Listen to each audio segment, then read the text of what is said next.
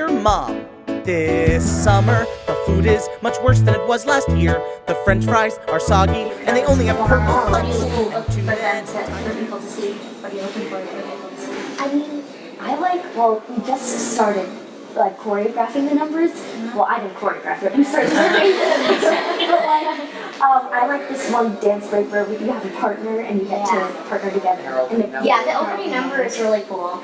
So I think that's what really glues people into the show, because you have to be glued to the opening number in order to want to see the rest of the show. It's kind of like the book, the first chapter. So I think that since the opening number is such a good number, that it's really cool. You get to know the characters immediately, because they're all so different. You'll have solo lines where you just immediately know who's who, and everyone has their own passion. I like art, and you get to see all their personalities. And camp their town was such good food. Oh yeah, there's a lot about that in one of their songs, letter writing. He's complaining about all of the terrible foods that they serve. Yeah, it's a really funny song. I lived up in all bars. I know kids bring candy in their suitcases and stuff. Yeah, I know my character does. You would go through people's bag like a new and he was looking for candy. Yeah, well, that's life camp, but it's fun. You guys should go to some camp. I know. I want to now. Yeah, all together. Yeah. Any funny mishaps that you ever had on stage? Oh, well, it wasn't funny. After the fact, it was really funny. But during one of Matilda's numbers, Naughty, I was singing, and the bed, there's a whole bed set with a bookshelf attached to it, and it's supposed to move upstage, but instead it moved downstage, and there's a bathroom that comes up from the stage, so it they crashed into each other, and splinters flew everywhere, but the music didn't stop, so I just had to keep going. I was and then literally. So, then she kept going I was shaking. I was trying to sing, and then the stage manager was like, please exit the stage. And I was like, okay. I got a splinter in my back, and it was so crazy. So at the time, I was so scared. And my mom was like, is everything okay? All the parents, some of them were in the audience, and they all rushed backstage because they thought they might have to pick us up early or something. But fortunately, the show went on. Yeah, it was so scary. When I was on the tour of Billy Elliot, one of the dance numbers, the choreography we were doing in the middle of a number, and one of the set pieces from the previous scene didn't move off stage, and it was a number where it was in the house, so we were doing a dance number on the kitchen's part of the set. So it was interesting, and they did stop the show. During ELF, actually, I had a similar experience. There was this scrim, and we sort of had lines in front of it for a while before the big dance number. And basically what happened is the scrim is supposed to come up, and we're supposed to spread out and use the space with the entire ensemble. But the scrim did not go up. So the whole ensemble comes on stage, and we have to move around each other somehow, and we're just in this crammed space, and somehow we did it, but eventually the scrim came up and we spread out. It was just a crazy experience because that's life. I remember also this time I was in Dr. Zhivago, and we had a platform that symbolizes a train, and at the end of Act 1, it was the final number for Act 1, a metal, it's not a curtain, but it's a metal kind of screen? Yeah, it's it comes down to end the act. So the train is supposed to move back once it moves forward, and it wasn't moving, so this thing is coming down, and they're and the stage manager's flashing flashlights because it's pitch black, and they're get off, get off, so we're ready, and it, of course, the screen comes down, and then half of it got it was crazy. That sounds it. Yeah. I didn't get to see that show. Yeah, I saw it. It was amazing. Yeah. Oh, thank you. But she had a crazy wig too. I had a crazy wig. Because I had always loved Beatrice's wig, and so I finally got a wig like this.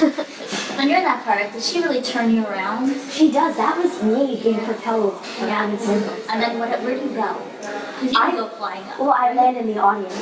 Yeah, I promise that is me being spun around. Like, we have safeties before the show because there's so much that could go wrong. We actually- Fortunately, nothing did. Okay. But, like, that's me being spun. Well, it was. Crazy. Yeah. It's We have crazy to to meet watch. 2 hours. We have to meet like 2 hours before the show to run all the safety. Yeah. Because like the Swings. swings, it's crazy. But, yeah, it's a good That's experience, though. Were you 'Cause I- scared to do that at first? I was so scared. There are 2 covers originally. Erica and Eva were both covers. Well, we had apples. That was our meal for the day before we did it for the first time. And after we did it, we were like, oh my god, why did we freak out so much? It was so fun. But yeah, I was really nervous. I think it looks really cool, that part. Okay, so you guys are performers. How do you care for your body and your voice and Well, take care of yourself? I mean, body-wise, the most important thing is to stretch because if you don't, you kind of like lose the momentum, I guess you could Yeah. say. And for voice, usually, I know you do this too, Steam, and the most important thing for me is even after a show, I have to make sure if I'm ever going out with friends or if I'm meeting someone, I can't strain my voice after the show because then it'll affect my next show. it's hard to do this with the school schedule, but I try to get at least like 8 hours of sleep a night because just to have my brain functioning for a show. And then I steam and I try not to yell. I mean, siblings can be annoying, but I try not to yell. So, Yeah. Yeah, I mean, pretty much every show, especially towards the end of my run in Matilda, I steamed every day before the show. And it was really important for me because my voice was like about to change. So it was really important that like sometimes I went on vocal rest before the show and I just didn't talk to anybody until I got on stage. And it was challenging, but it helps. It really does. And of course I had like cough drops, tea, honey. Yeah. And we had like built-in like vocal warm-up and physical warm-up too. That was part of they, They were really great. They Yeah. were really helpful. in yeah, we Matilda. had a stretching warm-up and we had a vocal one. Because we can't really do a show Okay, without. so you mentioned school. How do you balance school and being in a show at the same time? So I've had some crazy experiences because my finals week was when I had my auditions for Camp Rolling Hills. So it taught me how to like multitask. So when I try to tell my school as far in advance as possible when I have a big audition coming up, so they know that I'm not slacking off by any means, but I have to. It's hard to balance both things. So I try to communicate as much as possible. And I tried everything. Like I was homeschooled, but I missed out on the social aspect. And now I'm finally going to a professional school, like for professional kids, professional children's school. So they're really helpful. That's good. Yeah. I mean, the most important thing Are for you me. in school or are you in I actually am in public school. Okay. Yeah, so I mean, I actually really like the experience of going to public school because it teaches me how to socialize with normal people. Normal people. Look, we're talking. We're doing so well. It just teaches me how to socialize, and the thing is, for me, mostly, yeah, I had auditions in my finals week too, and I feel like academics are really important to me because I do care about grades, so I have to make sure that I'm really trying to focus, and especially when I was in Dr. Zhivago and Matilda too, anytime that I had backstage, I would try to do something, or as much as I can, mostly reading, because it's so important to me that I really don't like being behind, because I'll go to school and I'll feel really uncomfortable if someone knows something that I don't. So I'll be really paranoid about that. So I need to make sure. And I commend her for going to public school because that's really difficult. Yeah. And everyone I else mean, doesn't have that same professional commitment. Yeah, I'm really used to it, so I think I really appreciate going to school because I don't really like being treated differently than other people would. So I like going. But your classmates don't? What's that? Yeah, I mean they do, but I don't like to talk about it unless someone asks me. Like I don't bring it up. So it's really nice. Like all the kids are really nice at my school. So. Yeah, I go to public school now. During Matilda, I was actually homeschooled, and it worked and it didn't work. The thing was like you're missing the social aspect, and I mean, though we see kids every day in the show. Let's say you work with kids. Yeah. You get to know the other Broadway kids. Exactly. Yeah. So that was good, but also I think just there's something about going to school. Just it's part of being a kid, and so I was really glad to get back in school for my freshman year, and it was. You're in 9th grade now? Yes, I'm going to be a sophomore. What about you? I'm going into 8th grade. Same as Mitchell. So you got nominated for the Tony and the Grammy, so what was that like? Well, we didn't technically, I mean, You got a special You're just degree. being modest. Just being modest. They got an honorary. Yeah. it's like, we weren't nominated. It's, Yeah. it's so complicated. Yeah, but She it's just still pretty accepted cool. the award. And She just Yeah, so it was They technically, FaceTime. yes. It was like a Tony honorary, so it's an actual award. It looks like the Tony Award. It does, yeah, it's very similar, except it's like the actual medallion is like encased in glass, and then they have the actual platform of a normal Tony. That's so Yeah, cool. it's really cool. It's a little bigger, but You got your Grammy, you got Grammy also. yeah, we got nominated. got nominated for a Grammy. Yeah, we did get to go to the Grammys, and by that time I was already out of Matilda, so it was really nice to meet up with the other Matildas and go there with them. I couldn't really believe I was going to the Grammys. Like, I didn't think I was ever gonna go. I'd always watched it on TV, same with the Tonys. So it didn't really, it didn't register in my mind. So I was really grateful for all the experiences, and all the kids were so supportive. And most of the time people say, oh, the Matildas were the ones who got nominated for the Grammy. No, the whole cast album was nominated. Right. So it's everyone who's included, and the ensemble kids did so much work.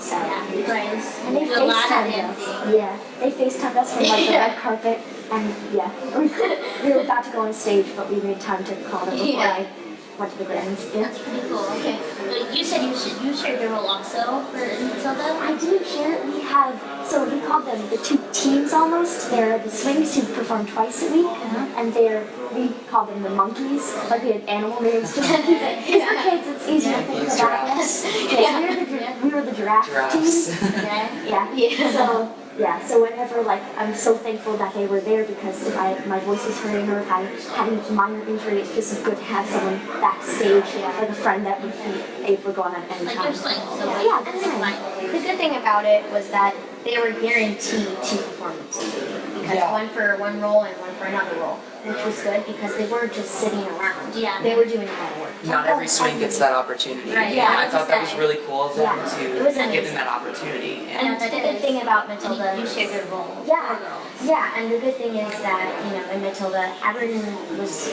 treated as equals, which made the kids all feel really appreciated.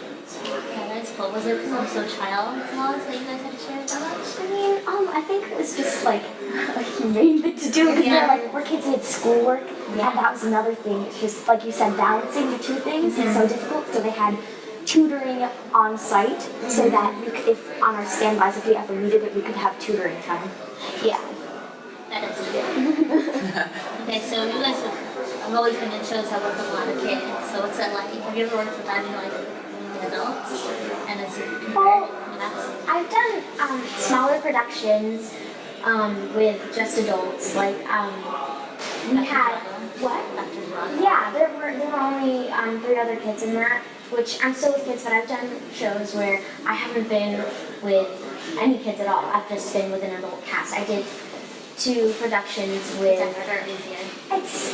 It's kind of both, because I like experiencing kind of being around adults, because it teaches me how I'm supposed to act more mature around them, and it teaches me to kind of focus more, I guess. Not that I don't like working with kids, but it's more, you have to put in, so it's a different energy, which I like, but I also love working with kids too, so, yeah. I did, at the Mid Theater, I did a production of Women Without Men, which is like, it's a little known I saw it, it was so good. Yeah, she came to see me, Yeah. and there were only 2 other kids. So that It was was, a Matilda with also, right? one of them was in Matilda, Alexa, and it was interesting because it was the first time sharing a space, a dressing room with adults, and they had to ask us first, like, is it okay if the adults and kids mix together in one room? But it was interesting because I got to see what it's like to be an adult actress, because they prepare themselves for every show, like with their makeup, and they go over their lines, and it was inspiring to see what they're doing for every show as adults, and that's what I might want to do when I grow up. So. Yeah, during ELF, I just worked with all adults. I was the only kid, except for my understudy, of course. And it was a different experience. It was my first experience working in a professional environment. And I think the transition, I did A Christmas Story right after that. I did the tour. And You like being in Christmas shows? yes, yeah.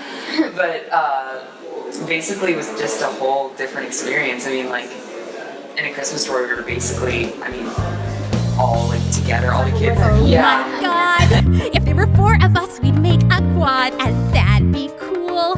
Cause we could all hang out like after school, and while we're here, like you could help me overcome my fear. Cause I would like to be, well, I like the musical Hair. I can't remember the character's name, but she sings Frank Mills, the song about Frank Mills. I always loved that song, so I'd like to be her.